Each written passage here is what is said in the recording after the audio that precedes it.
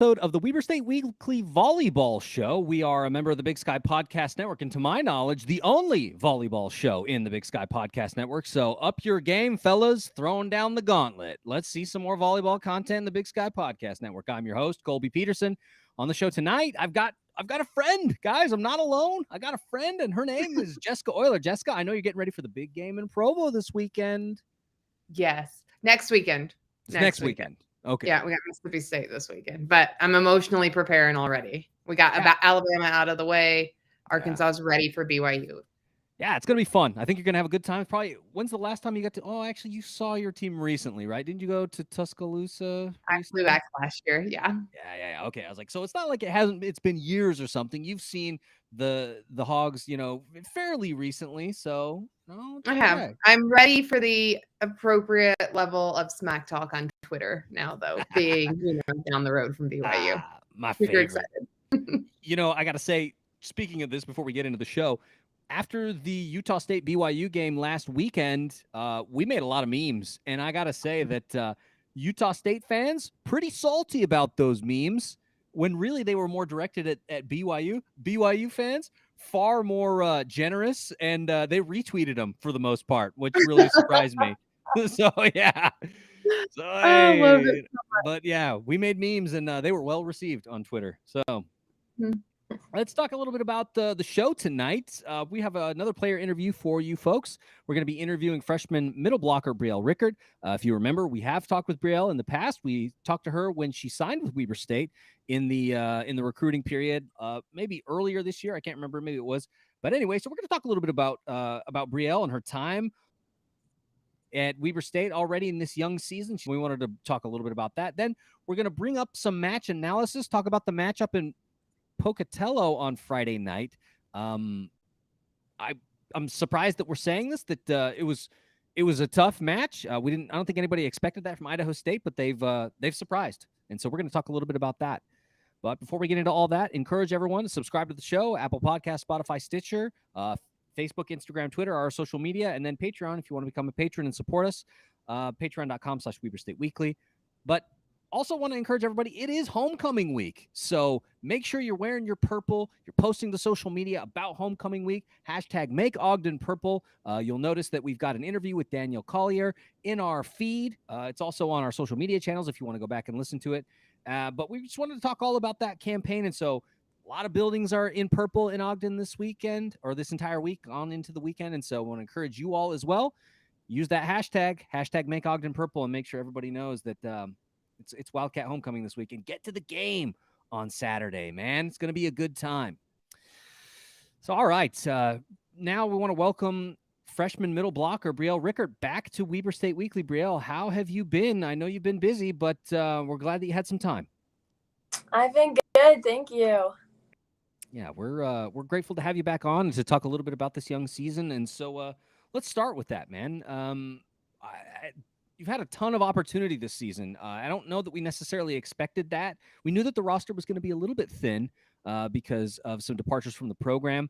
And so that has created, I think, a lot of opportunity for you and your fellow incoming freshmen to really have a big impact. And also Coach Jeremiah Larson, he's been mixing up the lineups. We were just talking about this right before we started. You got your first start against Portland State a week and a half ago, roughly. And so the not quite set head coach Jeremiah Larson is working through some lineups and figuring out what he likes best. And so I wanted to ask you, when you decided to come to Weber State, did you expect to start playing at this level right out of the gate? Because you really have. Weber State, I didn't really expect it, but with so many from the team last year leaving, we just have a lot of freshmen. And so it's really cool to have so many freshmen playing and to us. So it's been really cool to have that kind of experience as a freshman. Yeah, I think it's going to pay massive, massive dividends as you all grow, because I don't think anybody is getting this kind of experience right now the way that you all are, because you've got to play in some really, really big matches. And I had to wonder, as we interviewed Sane Katoa already this season. We recently entered Jada Tupea, who is both of them former club teammates of yours. Mhm. And so I'm trying to remember the name of the club. Sorry, Club V. Is that what? Yes. Yeah, that's what it is. That's right. And so you all have played together, right? Like this is not new for you. You've all played together on the front line. And so I wanted to ask, like, was it easy to get that chemistry back as you guys kind of got into the rhythm of being Wildcats now and getting lots of opportunities to play? Or was it a little bit different because you're learning a new system? And of course, the coaching staff is different. Talk to us a little bit about that, about some familiar faces, but also a new system. It definitely was a lot different starting out. The system, everything was a lot different than our club team, and obviously like our everything that we've done in the past. So we had to adjust a lot at the beginning, but it's all of like familiar people, and yeah, to like already knowing each other coming in, but kind of change as we go on. Yeah, I mean, it helps to have some familiar faces, right? Speaking of a familiar face, Jessica, questions for Brielle Rueckert. Yeah, so just speaking of things being a little bit different. So in prep and club, you played outside hitter. Now you've moved middle blocker. So talk to us a little bit about that transition and how you've worked to get acclimated to a different position. Mm-hmm. I played before last club season, and then I switched to opposite and so I had a lot of experience playing middle, and I really loved it. I high school and everything, and so it was kind of from that to opposite during the club season, and then coming here kind of having to from before, but at the beginning it was kind of tricky, like doing the timing, different setters and different things here in college, but yeah, it's been get back to it. So some things were different, but it was a position that you were pretty comfortable with from before. Yeah. Awesome. Yeah, and I think it's a good point too, Brielle. Like you mentioned, a new setter, right? I mean, for those who don't know, I mean, the setter is really the quarterback of the offense, right? They are the ones that really do the things and set up the folks, like whether you're playing opposite, whether you're playing outside, whether you're playing middle, like whatever. They're the ones setting you up to run the offense. And so I can imagine that playing with a new quarterback takes time to build chemistry, right? We talked about that on the football show about Bronson Barron building really good chemistry with Ty McPherson.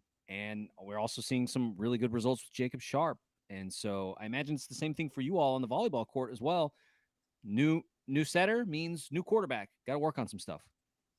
For sure.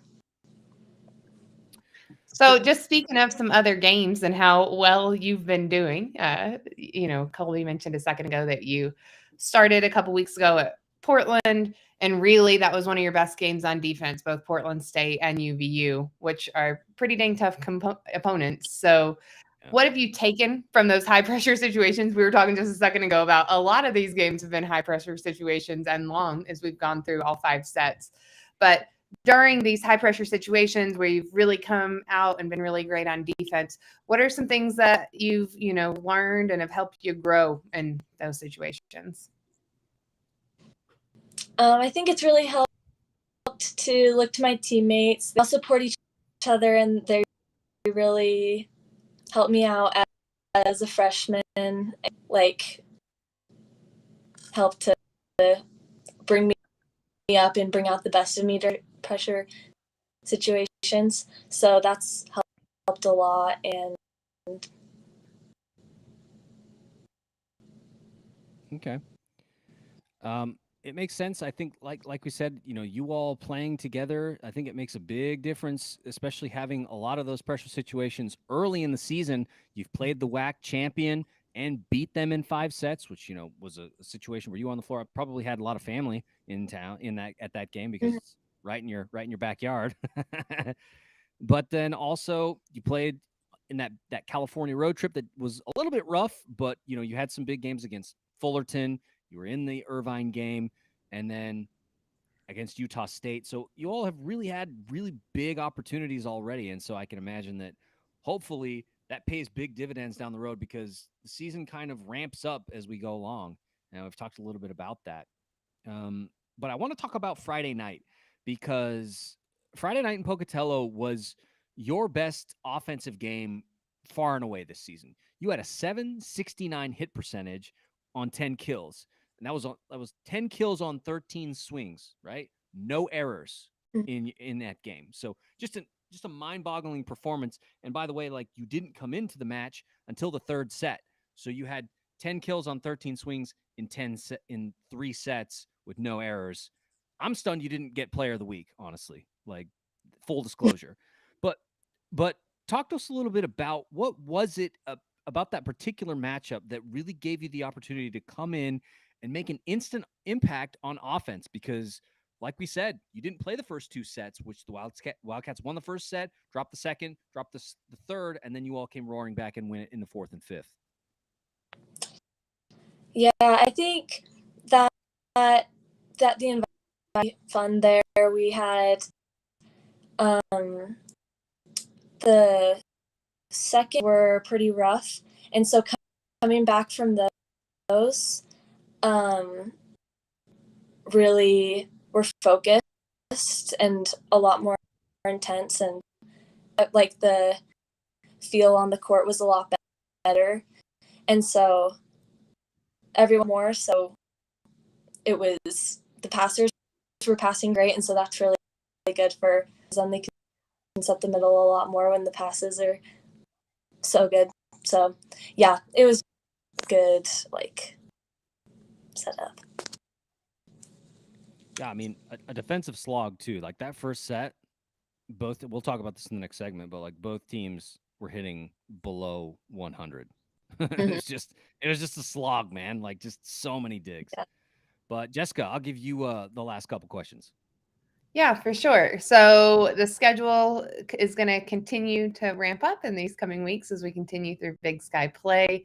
And, you know, it's been fun as we've seen the team adjust and Maya's getting, you know, this we've changed a lot of things around, right? We've had a lot of playing time, as Colby mentioned. How do you feel at this point that the chemistry is developing to meet the challenges ahead? I think that our chemistry is getting a lot better.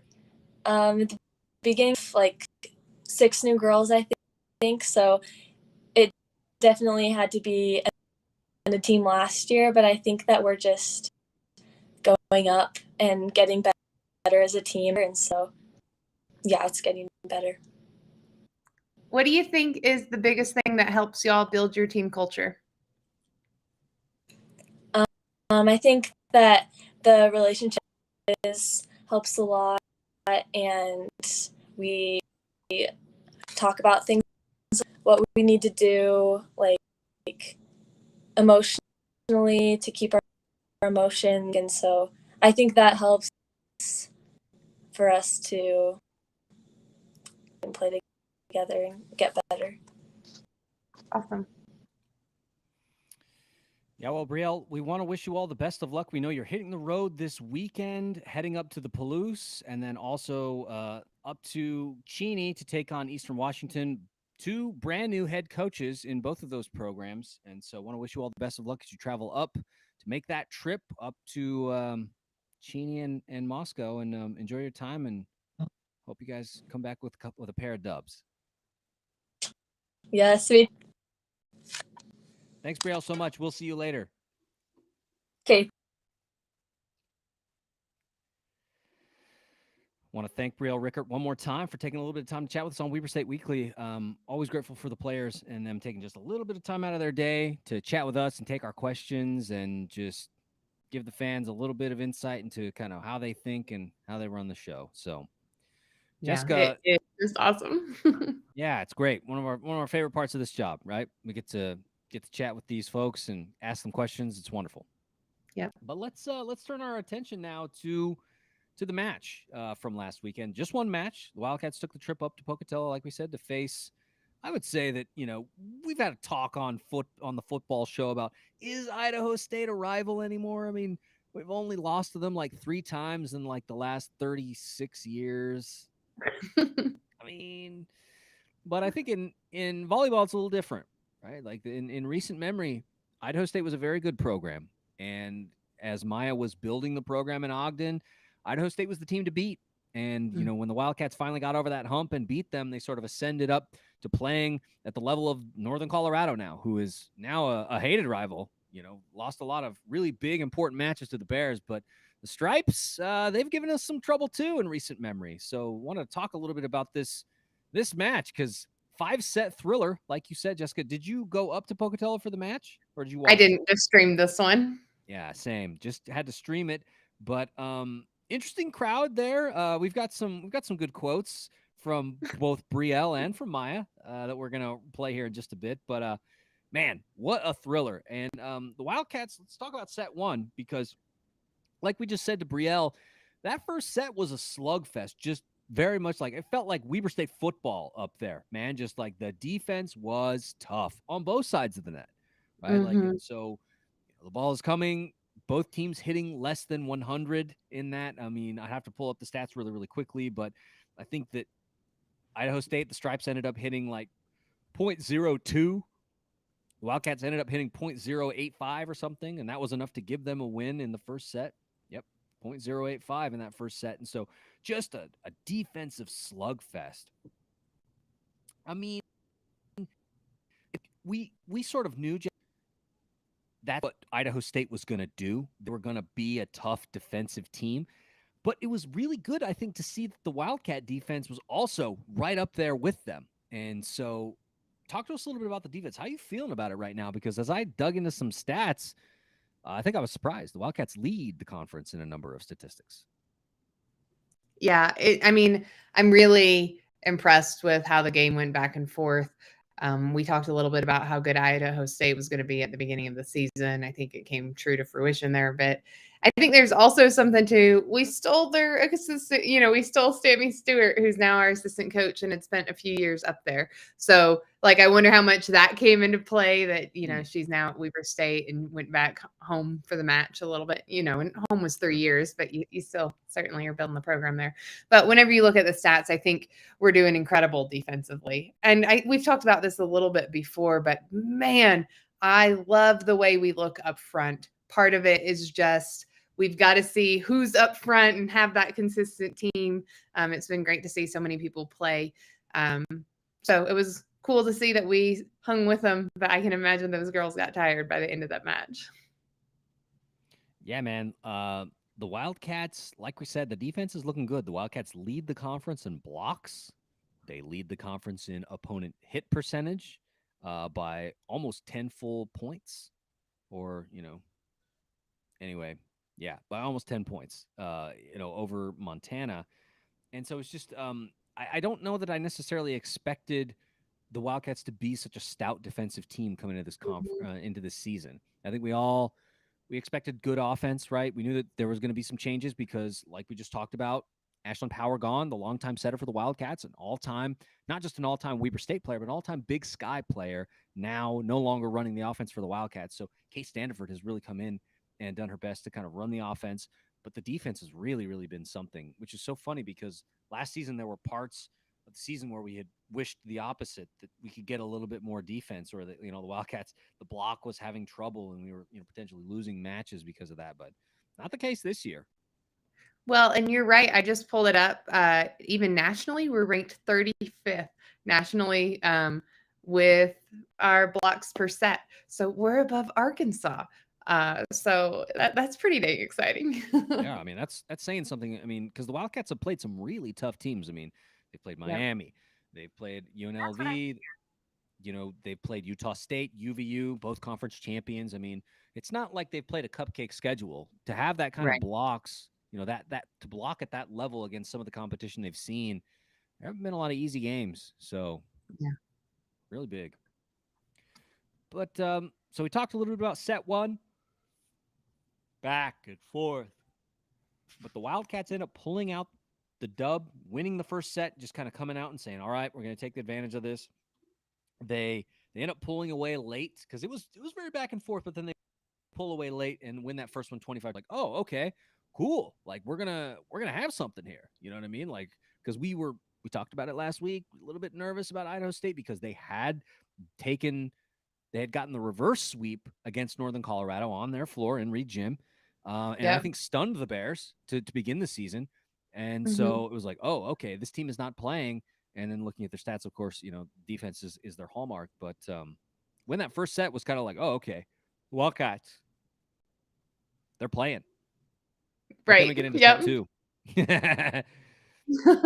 And they would not be denied. Sets 2 and 3 were tough. Wildcats kind of lost their groove. Bountiful native Emery Satuala. I mean, she really had a big game. Really had, and I think especially in those 2 sets against the Wildcats in sets 2 and 3, she really kind of shone. And I kind of want to ask you, Jessica, as you watched set 2 and 3, what did you feel was the thing that made it tough on the Wildcats? Because they dropped them not close, right?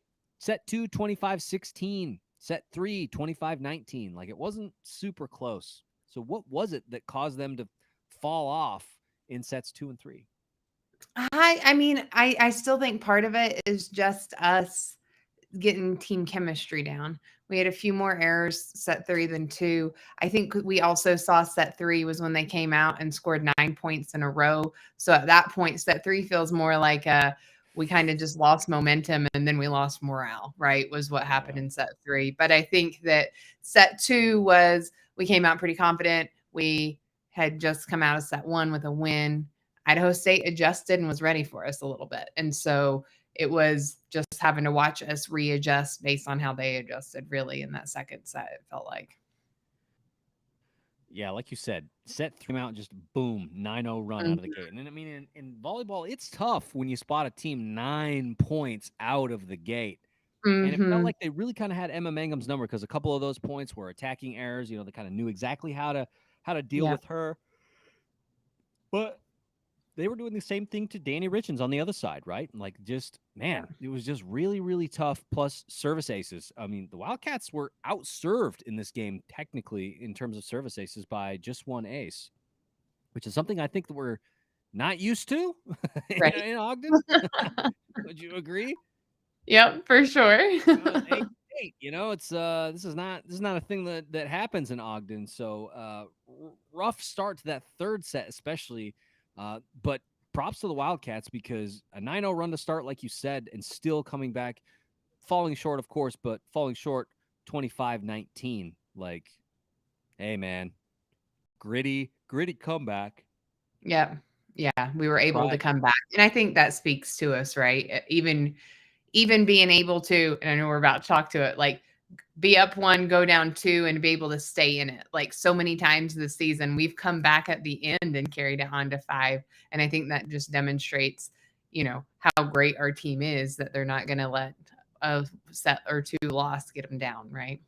Yeah. I mean, like we've talked about this season, the theme is #resilient. Yeah. A little bit different than what we've seen, right? Against UVU and Utah State, where going down 2-0 quickly, coming back, winning against UVU 3-2 after going down 2-0, almost winning 3-2 against Utah State after going down 2-0. So, yeah, I think my heart is still recovering from the Utah State one. But yeah, it was, I know it. Tell you what. I know, and especially to lose 15-13 in that 5th set, like this could happen again. Like, my goodness. Oh my gosh. Because Utah State was a quality opponent, beating number 11 UCLA, like we talked about just a couple of weeks ago. Like, I mean, to take a team like that was big. And so, and it just speaks. Yeah, it speaks to how dang good our team is, right? When we get the momentum and when we get the set right and when we mesh and play together a little bit more, man, this team is going to be a force to be reckoned with. And they already are, but like you can just even see as we continue through these games how great it's going to be. Yeah, and we've talked about that, right? About how the schedule ramps up, and so that's fine with us because that the team is just going to build chemistry, and they may not necessarily win the conference championship this year. Man, they're going to be scary in the conference playoffs, in the conference tournament, because which will be at Club Swenson, which is just another advantage given to the Wildcats. Yeah. a gift given by that senior class to this freshman group. Yes. But let's talk a little bit about set 4, because this is where things really turn around. I mean, the offense really broke loose in that fourth set, because the Bengals defense was stout, like we talked about, but man, they found a way to get it done, and the kill numbers jump up massively in set 4. I mean, the Wildcats had been living on a lot of errors by the Stripes. The Stripes are making a lot of, giving away free points and service errors and other things to the Wildcats. Not set 4. The Wildcats took care of business themselves. 19 kills on 47 attempts, 298 hit percentage, just 5 errors. I mean, this was by far, well, that's not true. Not by far, but this was, a nice set to see after struggling through sets 2 and 3.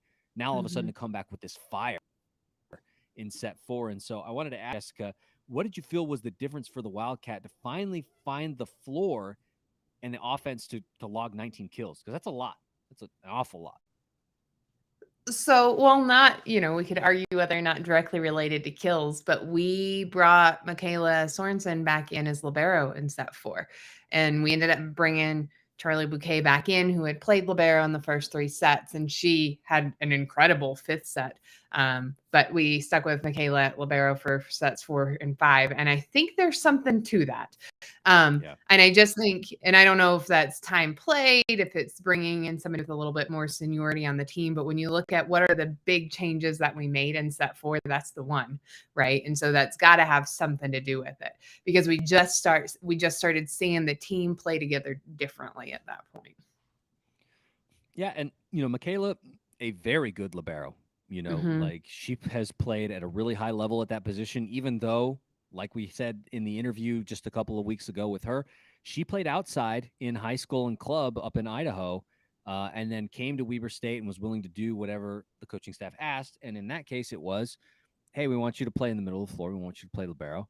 And she became a really good libero. And so inserting her into the lineup at that position shores up the defense even more, right? Because we've talked about the front and about how, they have done a really good job leading the conference in blocks and then also leading the conference in opponent hit percentage.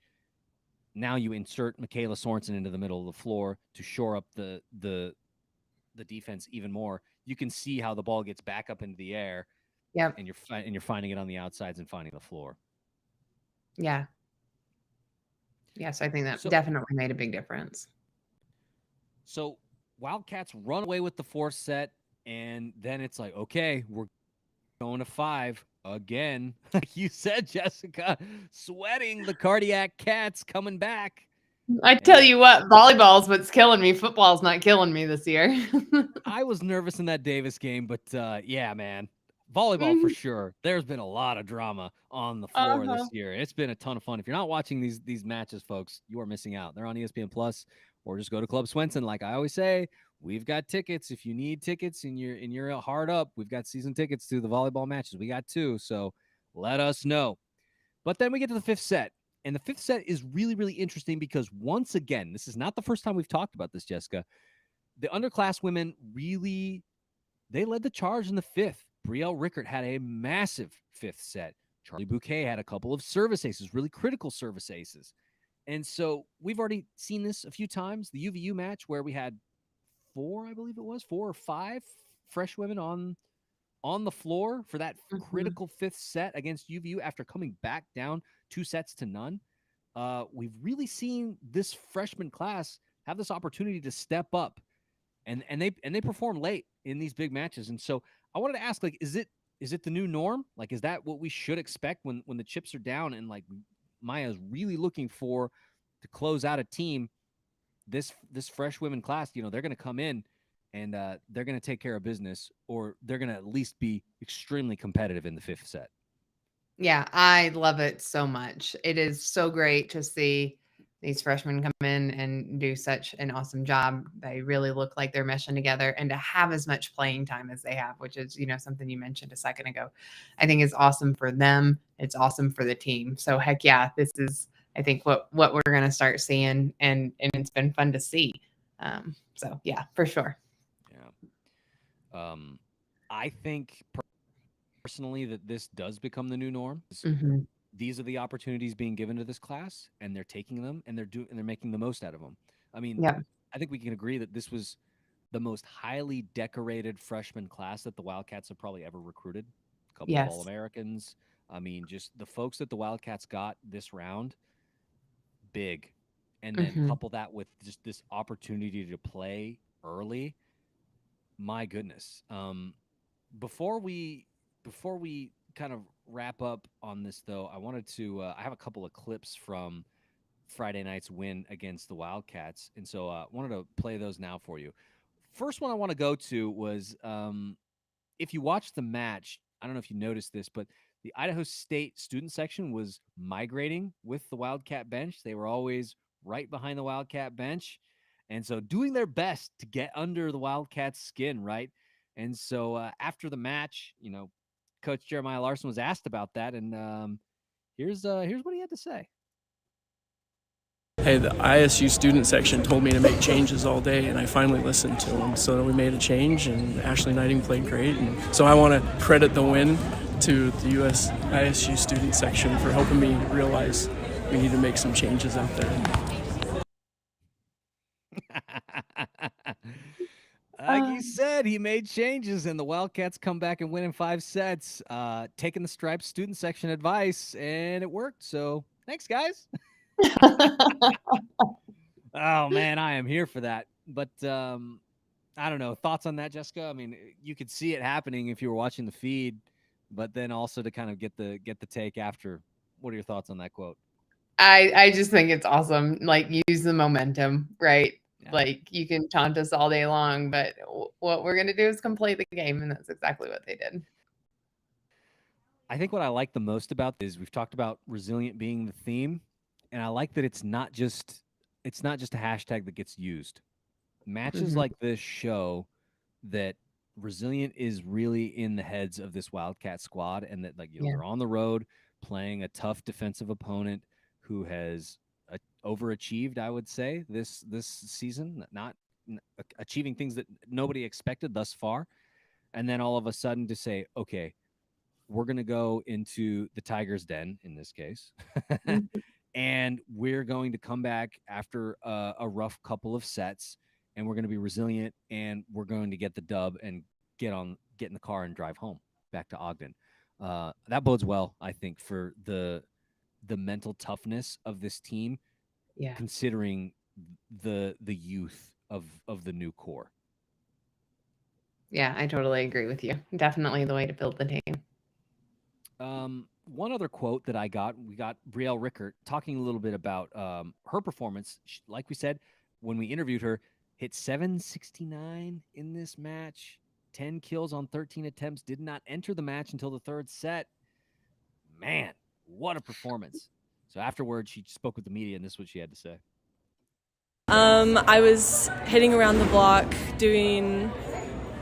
Kate was setting where the blockers weren't, and I was just able to hit over the block and get up fast in transition. So that was Brielle Rueckert talking a little bit about her success in this match against Idaho State. Like she said, hit around the block, figuring it out. Jessica, thoughts on that quote? Yeah, I think watching Brielle play and coming in those last 3 sets and doing so well, it's fun to see her grow and really adapt to the other team. So, yeah, she did awesome. So a couple of historical notes from this match before we wrap it up. Wildcats were on a 6-match win streak against the Stripes going into this one. So there was some peril that maybe that would end. Did not end, folks. It is now a 7-game streak over the Stripes. And also, I noticed in the game notes that they send out right before that the all-time record between the two teams was 50-50. So now the Wildcats lead all-time 51 matches to 50 over the Stripes. Pretty incredible. Yeah, we'll take that. Yeah, I imagine, having Coach Jeremiah Larson come in and have the streak that he's had against Idaho State once he really got things rolling. I mean, digging Wildcats out of that hole and saying, "Yeah, we're back." Yep. Nice to have the all-time.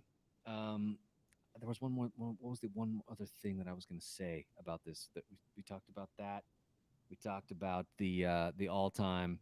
Talked about the 7-match. Oh, the only streak that was broken in this match is the Wildcats had not given up a set to the Stripes since 2019 before this Oh. match. So when they gave up set 2, that was the first time that Idaho State had beat the Wildcats in a set since 2019. So did give up that streak, but the win streak stays alive. Yep. Kept the one that matters. The one that matters. So let's take a look, folks, at the upcoming schedule. Like we said at the top of the show, the Wildcats be on the road this week. They will be heading up to Eastern Washington first, so Thursday, October 6th at Eastern Washington, 7 p.m. Mountain Standard Time is that match. You can watch it on ESPN Plus. Then, as if you're going up to Eastern, you're probably going to Idaho. The men's basketball teams do it. Volleyball team does it too. So Saturday, October 8th at Idaho on the Palouse, 2 p.m. Mountain Standard Time against ESPN Plus. Like we noted, 2 brand new head coaches at Eastern Washington and Idaho. So interested to see how this will be our first look at them since they got those new coaches. So it'll be interesting to see how Coach Jeremiah Larson and his team, his coaching staff, scheme against them because new regimes there, but I don't know. I've had a lot of success against those 2 teams in recent memory. Then the following week, tough homestand. Thursday, October 13th, Sac State Hornets come to town. And folks, the Sac State Hornets were undefeated until this weekend when they lost to Northern Colorado. They are a tough team. If you remember last season, the Wildcats beat them in Ogden, but when they took the trip to Sacramento, they fell flat. And then they had to take the trip to Portland, and they fell flat there. We've already seen Portland once this season. It was rough. Wildcats got swept out of the gym in Portland. Saturday, October 15th, Portland State will be coming to Ogden, 6 p.m. Mountain Standard Time for that match. Jessica, I think the most important thing to this one is show up, be loud. Yeah. That's the advantage, right? Yep. We need everybody there. Yeah, if Idaho State can do it with their student section, we need to do it with ours. Man, I mean, if our student section, the football game is earlier in the day, so there's basically no reason why the student section can't do both. Show up to the football game. The 15th, I believe, Wildcats, they might be on the road. So, yeah, man, no reason. Student section, PAX, Club Swenson, man, and get loud because they're going to need this help. These are 2 tough squads, and it's going to tell us a lot about this team. Then the next week, Thursday, October 20th, at Montana, 7 p.m. Mountain Standard Time, ESPN Plus. Grizz riding high after beating Montana State, who I've been surprised at this season. Montana State has underwhelmed. I thought that they were a team on the rise and that they would be a top 3 team in the conference this season, and they really haven't been that. The Grizz ended up beating them in Bozeman last week for a little brawl of the wild. And so Wildcats will get to try their hand against the Grizz on Thursday, October 20th, 7 p.m. Mountain Standard Time, ESPN Plus. Then Saturday, October 22nd. Of course, if you're going to Missoula first, that means you're probably going to Bozeman second, and that is what's happening. Wildcats will take on Montana State. Bobcats, 7 p.m. Mountain Standard Time on ESPN Plus. If you remember those matches last year, folks, they were tough. They were 5 sets each. They were tough. So, wrap up the show. Email us, WeberStateWeekly@gmail.com, Facebook, Instagram, Twitter, and then patreon.com/WeberStateWeekly. Make sure to use that hashtag, folks. Hashtag Make Ogden Purple. Wear your purple. Let your peeps know about homecoming week. Get your tickets for Saturday's game against Eastern Washington. It's going to be fun, man, and I think we're going to have a lot of folks out. Get up there, tailgate, enjoy Fan Fest. Jessica, I imagine you're going to be up there too. I will be there, yep. Yeah, it's going to be a great time. So if you're not going, just remember that there are sad saps like me who don't get to go because they live 1,400 miles away. And so do it for me. Get up there. Go see it. So we'll wrap up the show like we usually do, Jessica. Weber State. Great.